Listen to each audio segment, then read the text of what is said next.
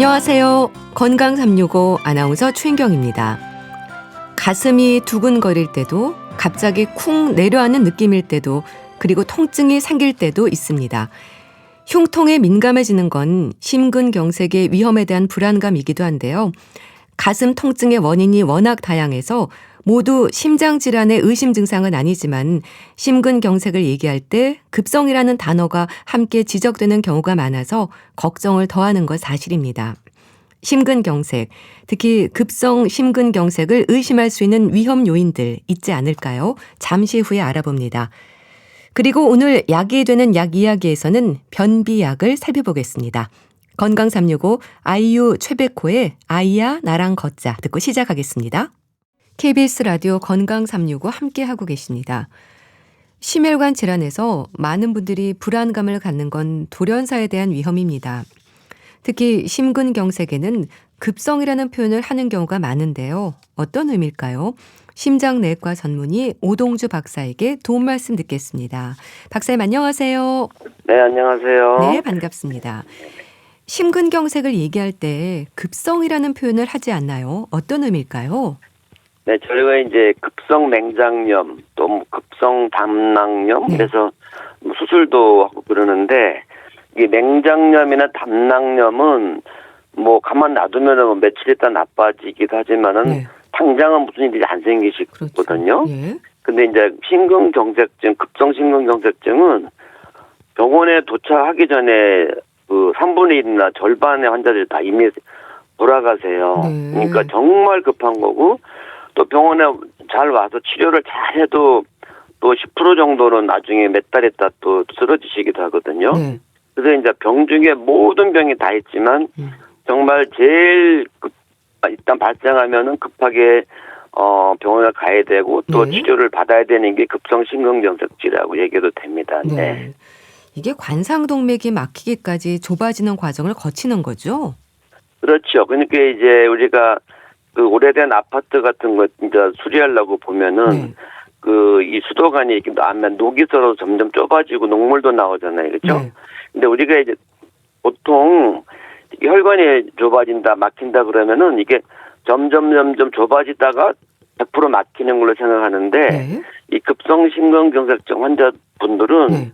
한 절반 이상이 얼마 안 좁아져 있어요. 아. 그러니까 30%나 한 40%, 50%밖에 안 좁아져서 이분들이 뭐 테니스도 치고 네. 배드민턴도 하고 등산도 잘 다니던 분들이 네. 갑자기 이제 혈관이 안에 혈전이 생기면서 막히는 거거든요. 네. 그래서 이제 사실은 미리 증상이 있거나 그랬으면 뭐 미리 예방하고 미리 좀 치료도 할 텐데 그런 거를 모르고 있다가 운동 잘하던 분이 이제 쓰러지니까 저기 더 놀래고 또 상황이 급박해지고 그러시는 거죠. 네. 네. 이 관상동맥이 좁아지는 심근경색의 전 단계가 진행될 때 죽상경화증이라는 말도 하잖아요. 좀 이름들이 어려운데 좀 설명해 주세요. 예, 이게 죽상 이게 이제 경화가 한문인데 네. 이 죽은 그냥 우리 생각대로 우리 먹는 죽 생각하시면 돼요. 네. 죽이 이제 좀 물렁물렁하잖아요. 네. 이게 혈관이 이제 절반에 좁아져 있다 그러면 그 절반 정도가 이렇게 이 쉽게 말해서 콜레스테롤 덩어리라고 생각하시면 되는데 네. 물렁물렁한 그런 이제 물질들이 차 있고 네. 그게 그걸 받치고 있는 껍데기가 캡슐이라 그럽니다. 네. 이제 그게 이제 좀 단단하게 경화되어 있으면서 그를 받치고 있어요. 근데 사실은 이 캡슐이 두꺼운 분이 똑같은 50%나 80% 맞게 있더라도 좋아요. 왜냐면은 스트레스가 왔을 때 좀 이 캡슐이 두꺼운 분들은 잘 안 터지는데, 네. 예, 이게 얇은 분들은 조금만 막 성질내고 혈압이 올라가면 이게 푹 터지면서 이제 그런 심근경색으로 넘어가고 그러죠. 네. 네. 결국 죽상경화증이 진행되면서 이제 피떡이라고 하는 혈전이 생기고 그 혈전이 심장혈관을 막으면 심근경색이 되는 거네요. 그렇죠. 네. 그러니까 이제 동맥경화가 있던 분들이 어떤 이제 계기로 그 싸고 있던 캡슐 그 막이 금이 가면서 터지게 되면은 그 안에 있던 물질들이 혈관 안으로 이렇게 막 스물스물 기어 나오거든요. 네. 그래서 이제 우리가 면도하다가 이렇게 비면은 피가 나오잖아요. 네. 근데 좀 있으면 이제 거기 피떡이 생겨서 피가 저절로 멈추잖아요. 네. 이런 현상이 혈관 안에서 똑같이 일어나요. 그러니까 안에 뭐가 좀 기어 나오니까 네. 이거 뭐 막아야 되겠네 해가지고 우리 몸에 있는 뭐 백혈구, 적혈구, 혈소판 같은 물질들이 자 비상에다 가서 뚝을 막자 해갖고 우르르 몰려들어서 거길 막는데 네. 그 뚝 막는 뚝이 점점점 커지면서 눈덩이처럼 커지다가 네. 혈관을 100% 막아버리는 게 이제 급성심근경색증이죠. 그러니까 이게 심장이 오면은 급성심근경색이고 네. 뇌에 똑같은 현상이 오면은 이게 뇌경색. 그래서 이제 우리 흔히 말하는 뇌졸중 중풍으로 넘어가게 되는 거죠. 네. 네네. 그럼 조금 전까지는 멀쩡하다가 혈전이 급성으로 갑자기 발생할 수 있다는 건가요? 그게 절반의 장애 환자가 그렇습니다. 그래서 심근경색이 무서워요. 처음에 네. 말씀드렸지만은 뭐 낮에 테니스 잘 치고 친구들하고 잘 맥주 마셨는데 집에 와서 답답하네 그러다가 네. 식은땀을 내다 돌아가시고 그러거든요. 그래서 이제 이런 거를 미리미리 좀 아는 그 연구도 해보시고 네. 검사도 받아보시는 게 좋지요. 네. 네. 빠르게 대처할 수 있어야 할 텐데요. 일단 예방이 가장 중요하지 않겠습니까? 아무래도 혈관 질환인 만큼 고혈압, 고지혈증, 당뇨병도 그렇고요. 동맥 경화의 위험을 높이는 요인들에 대한 관리가 우선이지 않을까 싶은데 어떨까요? 그렇죠. 그러니까 이제 우리가 고혈압이 증상이 없지만 치료를 해야 되는 이유는 혈압을 가만 놔두면 혈관에 점점 이렇게 기름이 차서 잘 막히시게 되고요. 네. 또 나쁜 콜레스테롤도 마찬가지고 당뇨병도 뭐 소변 좀 자주 보고 그런 거밖에 없는 것 같지만 당뇨병을 오래 놔두면은 이거 모든 혈관, 뇌혈관, 팔다리, 심장혈관 모든 혈관이 다 가늘어지다가 막히게 되세요. 그래서 이런 거 있는 분들은 증상이 없다 하더라도 의사 선생님 말씀 잘 듣고 약 잘 드시고 생활 습관도 변하고 그렇게 해야 되겠죠. 네. 네. 고혈압, 고지혈증, 당뇨병 말씀 주셨고요. 또 심혈관 질환 예방을 위해서 비만, 운동 부족, 스트레스, 흡연도 빠지지 않지 않습니까? 물론 당연히 안 좋겠지만 심근경색 위험 인자로 지적되는 이유가 뭘까요? 네, 맞습니다. 근데 이제 이렇게 동맥이 한 30%, 50%, 60% 좁아져도 증상이 없으신데 왜 심근경색으로 가시냐면은 금방 말씀하신 대로 담배를 갑자기 막 이제 큰일 났다. 이제 오늘까지 부도를 못 막으면은 5시까지 못 막으면 이제 회사가 부도가 난다 할 때 뭐 너무 초조하니까 줄담배라 그러죠. 담배를 두세 갑씩 막 계속 피우면은 그 담배 물질들이 혈관의 그 동맥경화 벽을 막 긁어먹어요. 그래서 이 혈관이 터지는 경우가 굉장히 많고 그리고 너무 스트레스 많이 받는 경우 막 화를 갑자기 내고 우리 텔레비전 보면 막 회장님도 소리 지르다 쓰러지시잖아요. 사실 그게 맞아요. 그래서 이렇게 화 많이 내고 누굴 또 굉장히 미워해도 혈관이 염증이 생겨서 터집니다. 그래서 이제 생활 습관을 또 잘 갖는 것도 굉장히 중요하겠죠. 한마디로 혈관에 염증을 시키는 물질들이 이렇게 흡연, 스트레스, 운동 부족, 비만 이렇게 됩니다. 네. 그만큼 생활 습관 관리가 중요할 텐데요. 초고령 사회를 우리가 살고 있고 또 지적해 주신 대사 이상 질환들까지 증가하면서 심근경색의 위험도 점점 높아지지 않을까 싶은데 어떨까요? 그럼요. 그러니까 이제 평균 수명이 자꾸 늘어나시잖아요. 그렇죠? 근데 이제 아무래도 연세가 드실수록 혈관이 더 안 좋아지고 또 하나는 이제 제일 문제가 서구화된 생활 습관이에요. 아무래도 육류 많이 먹고 특히 그 패스트푸드든 어르신들도 뭐 튀긴 음식 많이 먹게 되니까 심근경색 환자는 줄지를 않고 있습니다. 우리나라. 네네. 그렇군요. 참 나이 든 사람뿐 아니라 또 젊은 사람들에게도 심근경색의 위험은 예외일 수 없다고 들었는데요.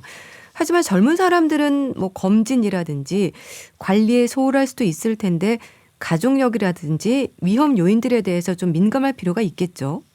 근데 이렇게 제 경험이나 교과서에 봐도 제일 안 좋은 게 유전이에요.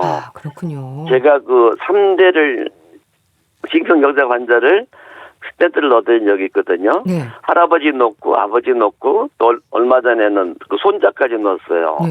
근데 또 재밌는 거는 평생 술 담배 안 하시고 이렇게 종교 일을 하시기 때문에 그런 분들이 이렇게 모든 형제가 스탠트를 넣고 증상도 없는데 며칠 전에 또 한 번 오셔서 이렇게 한번 체크를 하고 싶다 했더니 혈관 2개가 90%가 막혀 있는 아이고. 경우가 있어요. 그래서 네.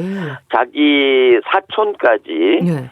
특히 45세 이전에 한 명이라도 스텐트를 넣거나 심근경색이 있었던 분들은 증상이 없더라도 네. 한번 미리 검사를 꼭 해보시는 게 좋고 네. 또 하나는 이제 그런 가족력도 있지만은 내가 담배도 피고 삼겹살도 좋아하고 네. 치킨도 좋아하고 또 운동도 안 한다. 배도 네. 나왔다 할 때는 틀림없이 병이 진행되고 있기 때문에 이런 분들은 미리미리 검사를 받아보시는 게 좋습니다. 네. 네. 그럼 그런 검진에서 동맥경화의 진행 정도라든지 위험도를 예측할 수 있는 검사에 어떤 게 있을까요? 제일 쉬운 게 경동맥 초음파 검사예요. 아, 여러분 목에 만져보면 이게 불떡불떡 뛰고 있잖아요. 네.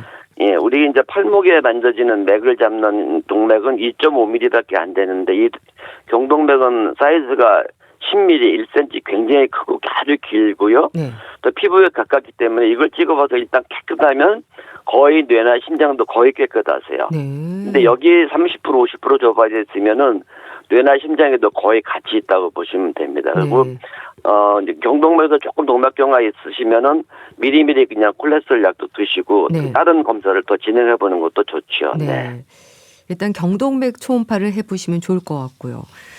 우리가 급성 심근경색의 위험으로 돌연사를 걱정하게 됩니다. 의심 증상들을 좀 알아두는 게 좋지 않을까 싶은데 어떨까요? 예, 근데 이 환자분들이 통증을 호소하시는데 네. 뭐 그냥 통증이 아니라 언제 다양하게 어떤 분들은 코끼리가 막 내 가슴을 짓누르는 것 같다. 네. 가슴이 딱 벌어진다. 또 할머님들은 고춧가루 뿌린 것 같다. 그러는데 이 협심증은 이제 막 빨리 걸으면 답답하다가 좀 쉬면은 가라앉는데 네. 신경경색은 쉬어도 가라앉지를 않고 15분, 20분, 30분 계속 아프세요. 근데 네. 우리가 보통 가슴만 아프다고 생각을 하는데 이게 턱이 아픈 분이 있고 목이 네. 조이는 분이 있고 또 배가 아픈 분도 있으세요. 심장이 혈관이 여러 개니까 그중 어떤 혈관이 막혔느냐에 따라서 저 위치가 틀리기 때문에 네. 근데 하여튼 뭐 옛날에 못 느꼈던 증상인데 답답하고 정말 죽을 것 같다. 네. 환자분들이 공통적으로 나중에 이제 좋아진다는 선생님 그때 저 세상 뜨는 줄 알았어요. 그런 공포감을 느낄 정도로 답답한 게 있으면은 그러니까 우리가 담석증이나 뭐 위가 천공 구멍이 나도 이렇게 돌연사는 안 하잖아요. 네. 근데 심근경색은 얘기하다가도 갑자기 쓰러지시기 때문에 일단 이거부터 생각을 해보시는 게 더 좋습니다. 내가 네. 심근경색증이 아닌가 혹시 하고. 네네. 네. 뭐 가슴이 아픈 분, 턱이 아픈 분, 배가 아픈 분도 계시고요. 뭐 답답하다, 숨쉬기 어렵다, 통증이 상당한 것 같은데 근데 흉통에 대한 표현에 있어서도 개인차나 주관적인 느낌이 있을 것 같습니다. 그럼 진료실에서 이런 흉통을 얘기할 때 확인하는 부분이 있을까요? 제일 무서운 게 한 15% 환자는 네. 흉통이 없으세요. 없는 경우가 있군요. 네, 특히 당뇨병 환자들은 이제 신경이 좀 당뇨가 오래되면 마비가 되시거든요. 네. 그래서 통증 신경이 좀 마비가 되는데 이런 분들은 그냥 숨만 차고 답답하다 그러세요. 네. 그래도 의심이 되면 심전도를 얼른 찍어봐야 되고 네. 또 우리 할머님들은 통증은 잘 호소를 안 하고 왜 이렇게 기운이 없어요 요즘에 그리고 오늘 미식 꺾고 자꾸 눕고 싶네 이렇게 오셨는데 네. 또 검사를 해보면 급성 심근경색인 경우도 있습니다. 네. 그러니까 굉장히 다양한데 이제 하여튼 금방 말씀드렸지만은 심근경색은 이렇게 얘기하고 앉았다 혈압 재다가 돌아가시기 때문에 일단은 본인이 좀 의심될 때는 선생님한테 선생님 저 혈관 막힌 거 아닌가 네. 이렇게 한번 미리 의견을 드시는 것도 굉장히 좋지요. 네. 네.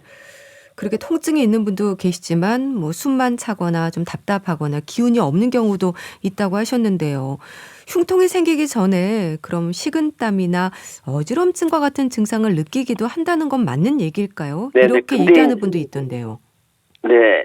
근데 얼굴이 노래지고 식은땀 흘리면 굉장히 급한 거예요. 그렇군요. 이거는 혈압이 떨어지고 있는 증상이거든요. 네. 그래서 이제 이때 혈압 재보면 80밖에 안 되세요. 네. 근데 이러던 분들이 선생님 저 화장실 가고 싶어요. 대변 보고 싶어요 하면 이거는 아주 응급 상황입니다. 혈압이 떨어지면 꼭 배가 아프세요. 네. 그래서 우리 헬스클럽이나 그런 데서 보면은 화장실에서 심근경색으로 사망해 있는 분들은 자주 발생하세요. 네. 운동 과하게 하다서 여러분들이 혹시 집에서라도 식은땀 나면서 자꾸 배 아프고 그럴 때는 일단 가족에 빨리 연락하고 119를 부르시는 게 좋습니다. 네. 네. 그러니까 혈압이 떨어져서 식은땀이 나고 또 배가 아픈 상황이 되면 이게 응급 상황으로까지 이어질 수 있는 거네요. 그렇죠. 네네. 그럼 노인들의 경우에는 흉통보다 소화장애를 느끼기도 한다고 하던데 그런 건가요? 맞습니다. 심장에 이제 혈관이 3개인데 네. 오른쪽 혈관이 주로 막히게 되면은 가슴은 괜찮은데 배가 많이 아프세요. 네.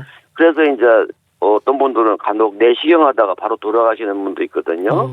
그래서 어떤 예전에 나는 그런 복통이 없었는데 배가 아프다 할 때는 뭐 병원에서 다 알아서 하지만 되게 연세가 많은 분들은 네. 심전도부터 얼른 찍어봐요. 아이고, 네. 심전도 찍으면 거의 99%에서 그러니까 혈관이 막히고 처음 15분 동안은 심전도에 안 나오는데 네. 그런 경우는 이제 드물기 때문에 거의 99% 심전도로 다 진단을 내릴 수가 있으세요. 네. 그래서 뭐 가까운 내과를 가셔도 좋지만 제일 중요한 거는 연세가 드셨고 네. 자기가 그런 담배도 피고 위험인자일 때는 자기 사는 이나 직장 부근에 이 심장 스텐트가 가능한 병원이 어딘가를 꼭 미리 알아놓으시는 게 좋지요. 네. 네네. 심장 스텐트도 말씀 주셨는데요. 당장 시술적 치료가 필요한 경우도 많지 않을까 싶은데 관상동맥 조영술이라는 게 일단 막힌 혈관을 뚫어주는 거죠? 네, 조영술은 이제 혈관만 촬영을 하는 건데요. 네. 그러니까 이제 촬영을 딱 했는데 막힌 데가 있으면은 바로 그 자리에서 풍선을 넣고 스텐트를 넣어서 치료가 네. 시작되죠. 이때는 뭐 아주 응급으로 하기 때문에 사실 아주 혈압이 안 좋고 그럴 때는 환자 옷도 안 갈아입고 네. 그냥 일상복 그냥 바지 다 가위로 찢고 러닝 다 찢은 다음에 급하게 들어가는 경우였습니다. 왜냐하면 5분이라도 빨리 피를 통하게 해드려야 심장 근육이 이제 상하거나 이렇게 썩는 거를 좀 덜 방지할 수 있거든요. 네. 네, 네. 그럼 시술을 받은 후에도 또 안심할 수 없을 것 같은데요. 추가적인 치료나 약물 처방도 진행이 되나요? 그러면요. 그러니까 쉽게 생각하면은 이게 아주 부드러운 혈관 안에다가 네. 그 스텐트라는 금속 물질을 넣어놨잖아요. 네. 그래서 근데 이게 이제 이 스텐트가 우리 몸에 잘 적응이 되려면은 최소한 2달 내지 석 달이 걸리세요. 네. 그래서 병원에서 주는 약이 이제 아스피린하고 또 다른 아스피린 계통 약이 2가지를 반드시 드리는데 네. 이거를 이제 하고 나서 안 아프고 숨 안 차다고 안 드시면은 네. 그 피떡이 생겨서 집에서 돌아가시는 분들이 많으세요. 네. 그래서 절대로 임의로 약을 끊으시면 안 되고 그 다음에 이제 콜레스테롤 약은 콜레스테롤이 높지 않더라도 콜레스테롤을 더 많이 낮춰놔야 재발을 안 하기 때문에 드시고 그 다음에 이제 뭐 혈압이나 당뇨약 있으면 같이 드시고 그러시죠. 네. 생활 습관도 좀 돌아봐야 하지 않을까 싶은데 관리를 위한 방법 우선되는 게 뭘까요? 첫 번째, 담배 피던 분 반드시 끊으셔야 됩니다. 네. 근데 또 피는 분들 많으세요. 그래갖고 또 응급실 실려오고 아이고. 그러는데 네. 하여튼 그러고 이제 매일 걷고 좋은 야채 싱싱한 거 드시고 튀긴 음식 줄이시고 네. 그리고 이제 더 중요한 거는 마음 편안히 가시고 너무 미워하지 마시고 너무 미워하면 혈관에 피떡 많이 생기시거든요. 네네. 그런 게 중요합니다. 네네. 네, 너무 스트레스 받지 않도록 또 조심하셔야 되겠네요. 알겠습니다. 자, 오늘은 심근경색과 관련해서 자세히 알아봤는데요. 심장내과 전문의 오동주 박사와 함께했습니다. 말씀 감사합니다. 네, 감사합니다.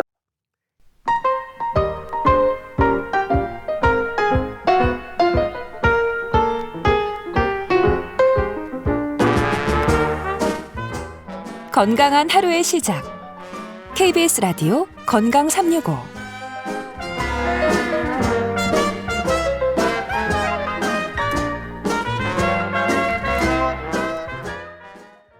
KBS 라디오 건강 365 함께하고 계십니다.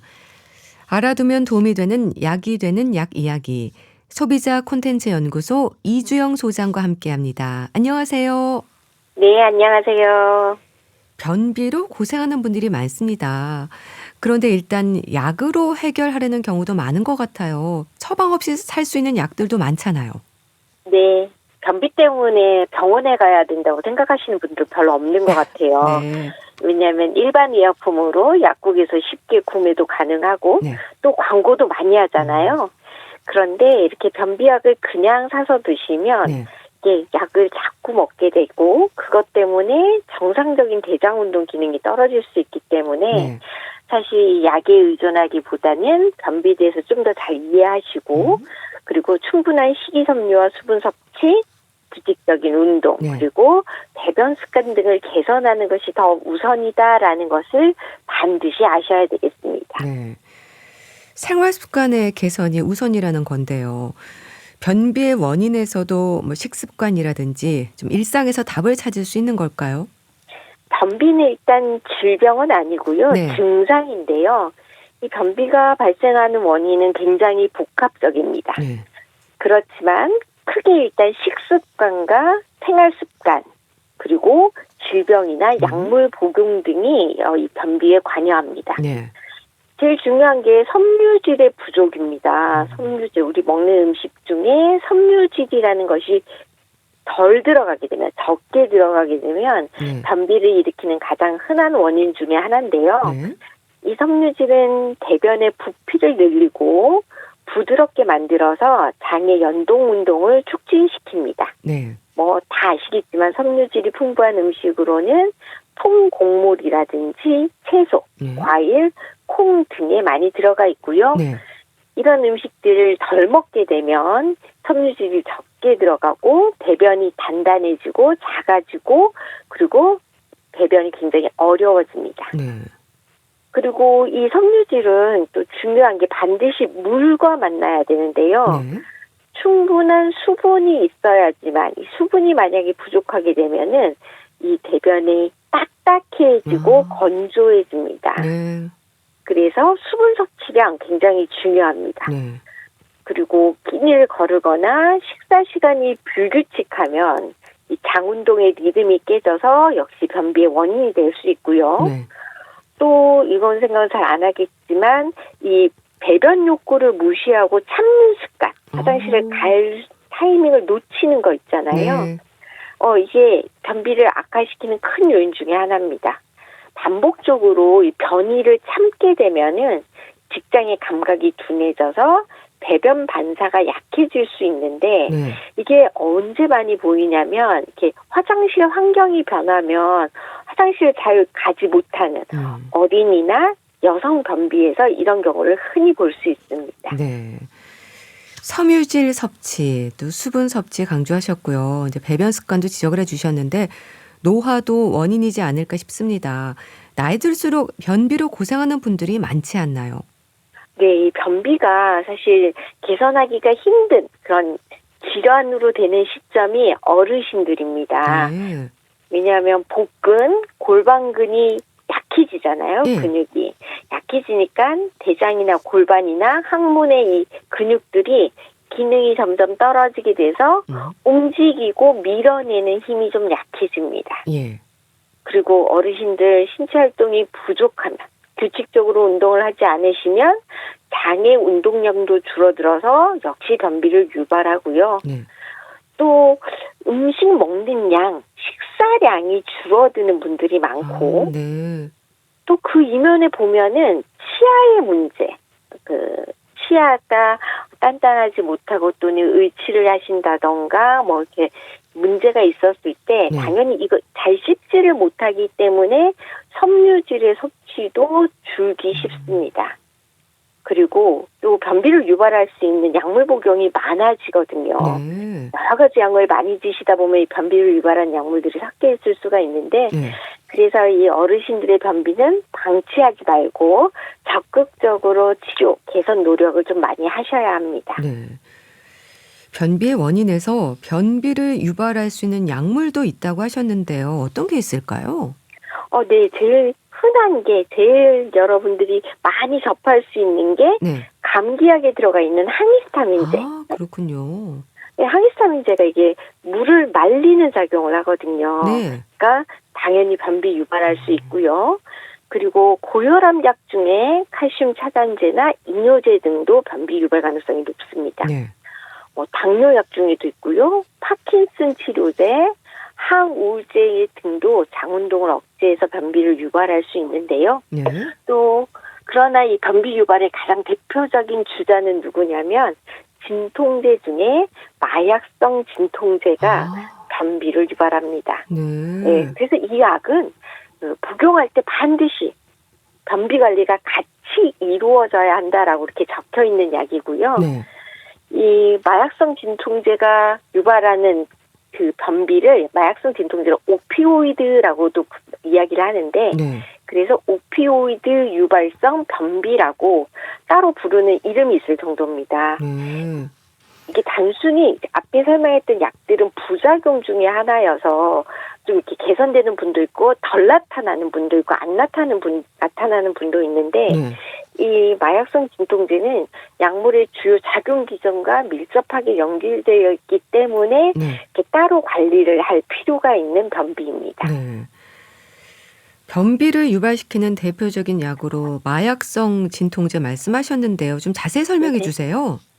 네. 이 마약성 진통제는 우리 몸의 통증을 억제하기 위해서 다른 우리 보통 일반 약품의 진통제와 다르게 뮤오피오이드 수용체에 작용을 합니다.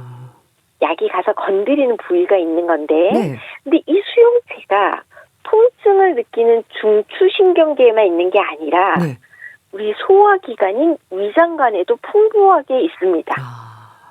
그러니 약이 들어가면 위장관에도 영향을 미치겠다 짐작할 수가 있는 거죠. 네, 그래서 이 마약성 진통제가 위장관에 있는 오피오이드 수용체에 작용을 하게 되면 담즙과 췌장액의 분비가 줄어들어서 소화도 덜 되고 그리고 장 운동성이 느려지거나 좀 중단되고 그리고 장에 있는 수분을 또 흡수해서 대변이 딱딱해지고 건조해지고 그리고 항문 관략근까지 관여를 해서 여기 긴장을 증가시켜서 대변의 배출을 방해하는 작용이 나타납니다. 이건 약이 들어가서 직접적으로 수용체에 작용한 거잖아요. 그래서 다른 약제들은 부작용으로 나타나는 건데 이거는 약물의 작용이기 때문에 약을 먹는 내내 지속될 수 있습니다. 그렇군요. 네. 그런데 마약성 진통제가 사실 이렇게 따로 드리거나 하지 않고 사실 보통 진통제와 동일하게 처방되어서 우리나라 같은 경우에 여러 약물이 같이 한 봉지에 조절되어서 이렇게 나가잖아요. 그래서 본인이 마약성 진통제를 먹고 있는지를 모르는 경우가 많습니다. 네, 이게 그냥 진통제라고만 들었지 사실 그걸 일일이 이건 마약성이고요, 이건 마약성이 아니고요라고는 설명하지 않거든요. 다만 아마 약을 줄 때 변비를 조심하셔야 됩니다. 뭐 변비 때문에 섬유질이나 수분 섭취를 많이 해야 됩니다라는 이야기는 들으셨겠지만 아마 주의 깊게 듣지 않았을 가능성이 높습니다. 그래서 만약에 내가 심한 통증이나 만성 통증으로 약을 지속적으로 먹고 있는데 변비가 있다라면 그 약물을 한 번 더 확인해 보시면 좋겠습니다. 네. 그런데요, 변비라고 하지만 종류가 한 가지는 아니지 않나요? 뭐 이완성, 경련성 얘기되는 부분이 많던데요. 네, 맞습니다. 변비도 다 똑같지가 않아서요. 대표적인 게 이제 이완성 변비라고 해서 장 운동이 느려진 겁니다. 이완됐다라는 게 느려졌다라는 뜻이거든요. 그래서 장의 연동 운동이 약해져서 생기는 변비를 말하는데요. 그래서 변을 자주 보지 않고 그리고 변이 장에 오래 머물게 되면은 부피가 작고 딱딱해진다. 압축이 되는 거죠. 그렇죠? 그리고 초기에는 증세가 없지만 이게 점점 심해지면서 복부의 팽만감, 빵빵해진 느낌을 느끼고 압박감을 느끼고 심한 이제 아랫배에 딱딱한 것이 만져지기도 합니다. 그리고 당연히 배변을 보기도 굉장히 힘들어집니다.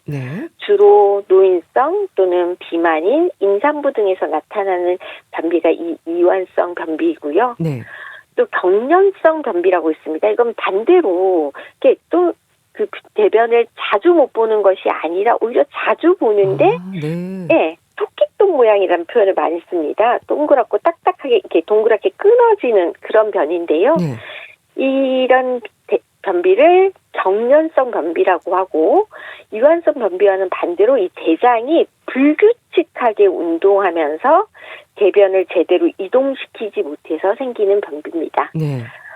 대변 욕구도 느껴지고 비교적 자주 화장실을 가지만 개운하지 않은 게 이 특징입니다. 아, 네. 그래서 이렇게 두 가지로 구분할 수 있습니다. 네. 이완성과 경련성 변비에 대해 설명 주셨는데요. 치료에 쓰이는 약물도 그럼 원인에 따라서 좀 다르겠네요. 네. 우리가 흔히 사용하는 변비약의 공식 명칭은 완화제라는 표현을 쓰는데요. 네. 편이 부드럽게 배설할 수 있도록 도와주는 약입니다. 그런데 실제로 변비약에는 이제 두 가지로 제가 나눠서 설명을 드리면 이해하기가 쉽습니다. 네. 변의 양을 많게 해주거나 변의 굵기를 딱딱한 변을 좀 부드럽게 만들어주는 그런 완화제. 이걸 네. 팽창성 완화제, 삼투성 완화제라고 하고요. 네. 그러니까 변을 많고 부드럽게 만들어주는 완화제와 장을 자극하는, 흔들어서 네. 변을 볼 수 있도록 해주는 자극성 완화제로 나눌 수 있습니다. 네. 팽창성 완화제의 경우는 효과가 조금 약하고 그리고 이 자극성 완화제는 효과가 매우 빠르고 강력합니다. 네. 그러니까 당연히 어떻겠어요? 자극성 완화제를 더 많이 찾고 선호하는 경우가 많은데요. 네. 빨리 효과가 나고 확실하게 나니까. 네. 그런데 되게 좋은 약들은 그만큼의 부작용이 따르기 마련이기 때문에 현명하게 선택하셔야 됩니다. 네. 환자들은 효과가 좋은 자극성 완화제를 좀 선호한다고 하셨는데요. 자극성 완화제의 원리가 어떻게 되는 건가요? 네, 이건 일시적으로 사용하는 약이다라고 먼저 기억을 해주시고요. 네. 일시적으로 변비가 생겼을 때 이 효과가 빨라서 이게 복용한 후에 6시간에서 12시간 만에 효과가 나타납니다. 주로 센나나 비사코딜 성분이 주가되는데요. 네. 그래서 언제 먹냐면 밤에 잠자기 전에 복용을 권합니다. 저녁에 먹으세요. 그러면 자는 동안에 약이 장까지 도달해서 네. 아침 식사 뒤에 장 운동이 가장 활발할 때 화장실을 갈 수 있도록 하기 위한 약입니다. 네. 그러면 아침에 좀 시원하게 볼 수가 있는 그런 약인데요. 약국에서 일반 의약품으로 쉽게 구할 수 있고 그리고 가장 많이 팔리는 약인데요. 네. 이게 또 광고도 굉장히 많이 합니다. 그래서 시원하게 빨리 해결해준다라는 그 변비약 광고는 모두 이 자극성 완화제라고 보시면 되고 네. 사실 이거에 대해서 좀 설명을 많이 해드리고 싶은데 네. 설명은 잘 안 들으시고 광고에서 이렇게 본 거 지명으로 딱 그거 주세요 하는 네. 경우가 많은데요. 이게 빠른 만큼 조심해서 써야 되는 부분이 반드시 있는 약입니다. 네. 그럼 자극성 완화제를 사용할 때 이제 조심할 부분은 어떤 건가요? 네, 이게 필요 이상으로 과잉으로 들어갔을 때 당연히 자극으로 장을 막 흔들어준다 저는 이렇게 표현을 하는데요. 네. 과도한 자극에 의해서 구토도 생길 수 있고 설사도 생길 수 있고 네. 경련성 통증, 복부 경련 등의 부작용을 겪을 수 있습니다. 예. 그래서 과거에는 사실 지금 쓰는 성분보다 자극성이 더 강한 대황이나 카스카라 사그라다 같은 성분을 썼는데 네. 지금은 잘 쓰지 못하게 하고 있는데요. 그렇군요. 네, 이 말씀을 드리는 이유는 이게 또 이 변비에 좋다는 이 건강기능식품을 종종 이렇게 인터넷 직구로 사시는 분들이 있는데 네. 이런 제품에 이 지금 쓰지 않는 강한 자극성이 있는 생약 성분이 종종 들어가서 적발되는 경우가 있습니다. 그래서 너무 효과 좋다라고 하면은 뭔가 강력한 무엇이 섞여 있지 않을까라고 한번 의심을 하셨으면 좋겠고요. 네. 특히 자극성 완화제를 자꾸 복용하게 되면 대장의 기능이 약화될 수 있고 또 흡수 장애 때문에 비타민 결핍도 나타날 수 있습니다. 장기 사용 시에는 의존성이 생길 수 있습니다. 이거 없으면 화장실을 못 가요라는 분들이 종종 눈에 보이는데요. 그래서 용량이 늘어나지 않도록 조심해야 한다라고 꼭 복용법을 알려드려야 되고요. 네. 흔히 이제 변비약 오래 먹으면 내성 생긴다. 변비약 오래 먹으면 더 심해진다라고 말할 때 그 변비약이 이 자극성 완화제가 되겠습니다. 네. 그러니까 효과는 좋지만 과잉 복용하면 부작용을 겪을 수 있다는 자극성 완화제 양면을 잘 기억을 해야 되겠네요. 네. 그렇다면 비교적 오래 사용해도 괜찮은 약도 있습니까? 예, 그래서 좀 변비약을 시작할 때는 이 자극성 완화제를 절대 권하지 않고요. 네. 팽창성 완화제라고 해서 좀 오래 사용할 수 있는 변비약을 권해드립니다. 네. 특히 어르신들한테 이 팽창성 완화제를 많이 드리는데요. 주로 섬유질 성분이 들어가 있어서 장 내에 가서 이렇게 팽창, 부풀어 오르면서 장 운동을 촉진하는 원리입니다. 네. 사실 이건 인체가 가지는 생리작용하고 가장 유사하잖아요. 네. 그래서 좀 안전하고 전신 흡수가 되지 않고 또 영양소 흡수를 방해하지 않아서 이상적인 완화제라고 할 수 있습니다. 네. 주성분은 차전자피나 폴리카보필 칼슘이라는 것이 쓰이는데요. 그런데 이건 또 먹을 때 조심해야 될 것이 이게 부풀어 오른다라고 했는데 이것을 팽창시키는 것이 물입니다. 아, 네. 예, 물이 들어가서 물을 흡수해서 팽창하기 때문에 충분히 물을 먹지 않으면 효과가 떨어집니다. 예. 그리고 이게 섬유질이 주성분이기 때문에 이게 안전하다는 장점은 있지만 문제는 단점이 효과가 나타나기까지 길게는 빨리 나야 12시간에서 72시간, 한 3일 정도가 걸릴 수가 있습니다. 그렇군요. 네, 그러니까 이거 먹고 나서 언제 화장실 가냐 네. 기다리시는 분들은 3일을 더 가면 진짜 이건 내 약이 아니구나 이런 네. 생각을 하시겠죠. 네, 그래서 얘는 급하게 쓰기보다는 그럴 때는 사실은 좀 초기에 자극성 완화제를 한두 번 써주시고 네. 그 다음에 이 변비의 원인이 개선되지 않는다라고 생각하면 좀 예방력으로 지속적으로 쓰기에 좀 알맞은 약입니다. 네. 그렇다고 부작용이 완전히 없는 건 아니어서요. 이 식이섬유의 특성상 이게 가스가 발생해서 복부가 좀 빵빵해지는 느낌이 들 수 있고요. 예. 그렇기 때문에 용량을 좀 서서히 늘리면서 처음부터 과대 용량을 쓰는 게 아니라 조금씩 늘리면서 부작용을 감소시키는 요법을 주로 사용합니다. 네. 요즘은 여기에다가 좀 자극성이 들어가 있는 복합제도 나와 있고요. 유산균이 들어가 있는 복합제도 나와 있어서 선택의 폭이 조금 넓어졌습니다. 네. 자극성 완화제와 팽창성 완화제 설명 주셨고요. 아이들은 어떨까요? 아이들에게도 사용할 수 있는 약이 있을까요? 네, 아이들도 이게 일시적으로 변비 증상을 겪는 일들이 종종 있습니다. 네. 그래서 아이들에게는 이런 자극성 완화제 절대 쓰시면 안 되고요.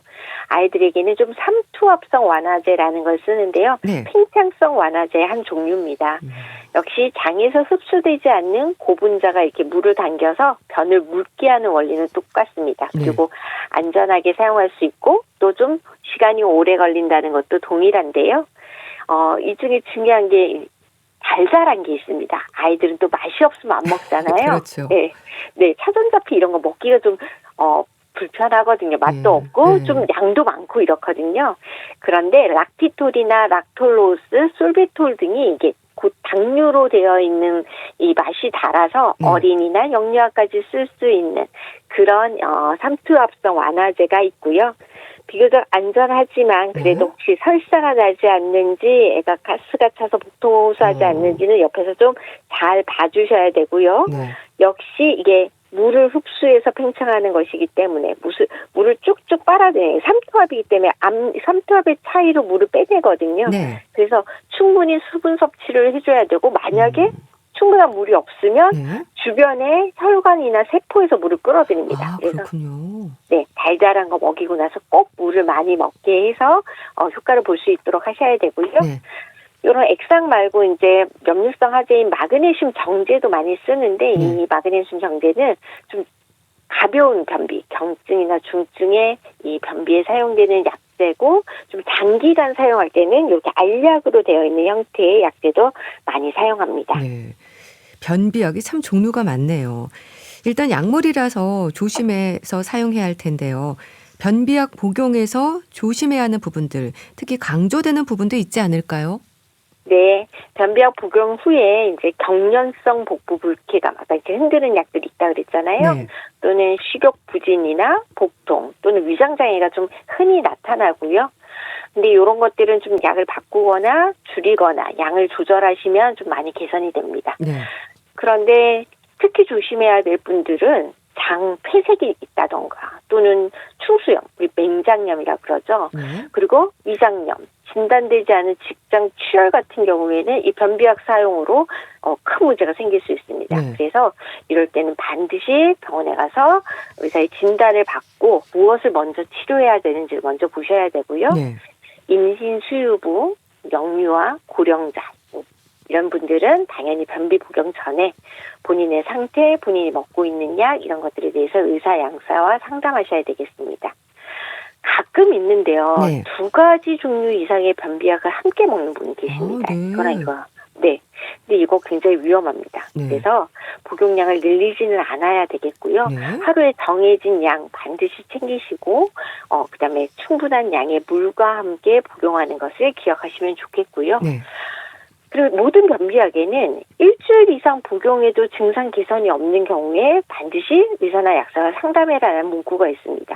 일주일을 먹어도 개선이 안 됐다는 건 다른 원인이 있을 수 있다라는 건데요. 네. 그래서 예전에 이렇게 열알 포장이어서 별 걱정이 없었는데 최근에 변비약이 좀 일반 의약품이 대용량 포장이 많이 나오고 있는데 아, 네. 변비약도 20정이나 40정 포장이 판매되고 있습니다. 네. 이게 좀 환자 입장에선 편리할 수 있고 약간 가격도 좀 더 저렴해질 수 있는데 네. 이거를 다 먹는다, 계속 먹는다라는 건 좀 위험할 수 있어서 사실 걱정되기도 합니다. 네. 일단 주의사항을 잘 알고 복용을 하셔야 되겠네요. 알겠습니다. 자, 오늘 약이 되는 약 이야기, 변비약과 관련해서 알아봤는데요. 소비자 콘텐츠 연구소 이주영 소장과 함께했습니다. 말씀 감사합니다. 네, 고맙습니다. 성시경, 권진아의 잊지 말기로 해 보내드리면서 인사드릴게요. 건강365 아나운서 최인경이었습니다. 고맙습니다.